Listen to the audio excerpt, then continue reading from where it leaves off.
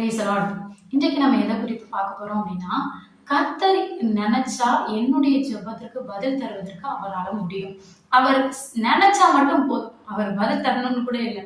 அவர் நம்முடைய ஜெபத்தை ஜஸ்ட் பார்த்தா போதும். அவர் நினைச்சா போதும். வித்தின் செகண்ட்ஸ்ல, ஃபிராக்சர் ஆஃப் செகண்ட்ஸ்ல அவரால் என்னுடைய ஜெபத்திற்கு பதில் தர முடியும். ஆனாலும் ஏன் என்னுடைய ஜெபத்திற்கு சில ஜெபங்களுக்கு பதில் வர லேட் ஆகுது? நான் எல்லா ஜெபத்தையும் சொல்லலைங்க. ஒரு சில ஜெபத்திற்கு ஏன் பதில் வர லேட் ஆகுது அப்படின்னு சொல்லி கேக்குறீங்களா?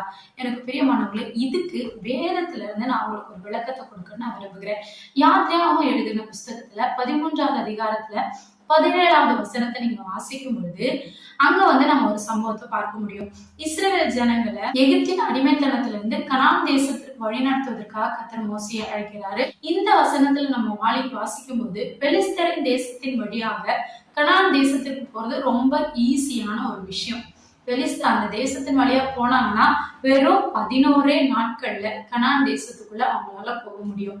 ஆனா கர்த்தர் அந்த வழியா கொண்டு போகாம எதுக்கு செங்கடல் வழியாக கொண்டு போனாரு? வழி இல்லாத வழியில அவர் எதுக்கு கொண்டு போனாரு? 11 நாள் போக வேண்டிய ஒரு இடத்துக்கு எதுக்கு 40 ஆண்டுகள் அவர் ஜனங்களை சுற்ற வைத்தாரு அப்படின்னு சொல்லி உங்களுக்கு தெரியுமா? எனக்கு பிரியமானவர்களே, அந்த வசனத்துல நம்ம வாசிக்கிறோம், எகிப்துல இருந்து விடுதலையாகி வருகிற இஸ்ரவேல் ஜனங்கள் அவங்க எகிப்து தேசத்துல இருக்கும்போது எகிப்தியர் தான் யுத்தத்துக்கு போவாங்க, அந்த காரியத்தை எல்லாம் பண்ணுவாங்க. ஆனா இஸ்ரவேல் ஜனங்கள் அந்த அடிமைகளா இருந்தனால அவங்களுக்கு யுத்தம்னாலே என்னன்னு தெரியாது. இவங்க அங்கிருந்து வெளியே வந்ததுக்கு அப்புறமா கனான் தேசத்துக்கு போனதுக்கு அப்புறமா ஏதாவது யுத்தம் வந்தா இவங்க மனமடிவாய் போயிடுவாங்கன்னு சொல்லி யுத்தத்திற்கு பழக்க வைப்பதற்காகவே சிவந்த சமுத்திரத்தின் வழியா அவர் நடத்தி சென்றாராம். ஆமா, எனக்கு பிரியமானவர்களே, நம்முடைய வாழ்க்கையிலயும் ஒரு சில காரியத்திற்கு, ஒரு சில ஜெபத்திற்கு பதில் வரல, ரொம்ப டிலே ஆகுது.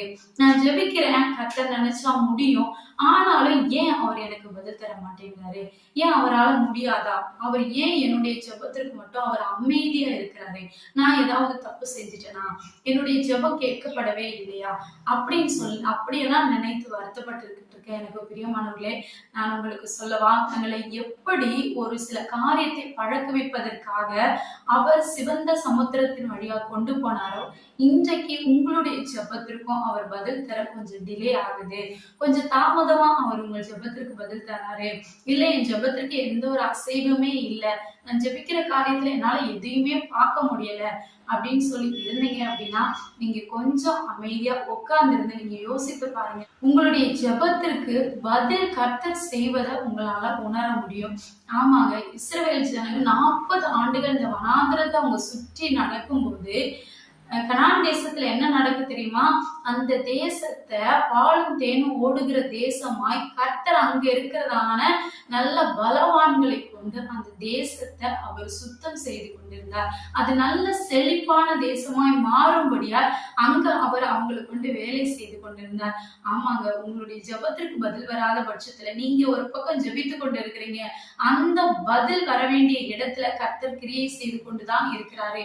இங்க கனான் தேசத்துல கர்த்தர் அற்புதத்தை செய்கிறார். அது பாலும் தேனும் ஓடுகிற ஒரு செழிப்பான தேசமாய் மாறும். அந்த தேசத்தை அவர் பழுது பார்த்து கொண்டு இருக்கிறார். அங்க எதெல்லாம் சரியா இல்லையோ, அங்க எதெல்லாம் தவறா இருக்குதோ அது எல்லாத்தையுமே அவர் அங்க சரி பண்ணி கொண்டு இருக்கிறாரு. இந்த ஜனங்கள் வனாந்திரத்துல நடந்து கொண்டு இருக்கிறாங்க. கர்த்தர் வாக்குத்தத்தம் பண்ணி இருக்கிறாருங்க. அவர் வாக்குத்தத்தம் பண்ணினா கண்டிப்பா உங்களுக்கு செய்வாரு.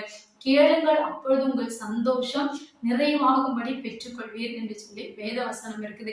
அதனால நீங்க கேட்கிற காரியம் கண்டிப்பா உங்க சந்தோஷத்தை நிறைவாகும்படி நீங்க பெற்றுக்கொள்வீங்க. அப்படின்னா கொஞ்சம் வெயிட் பண்ணுங்க.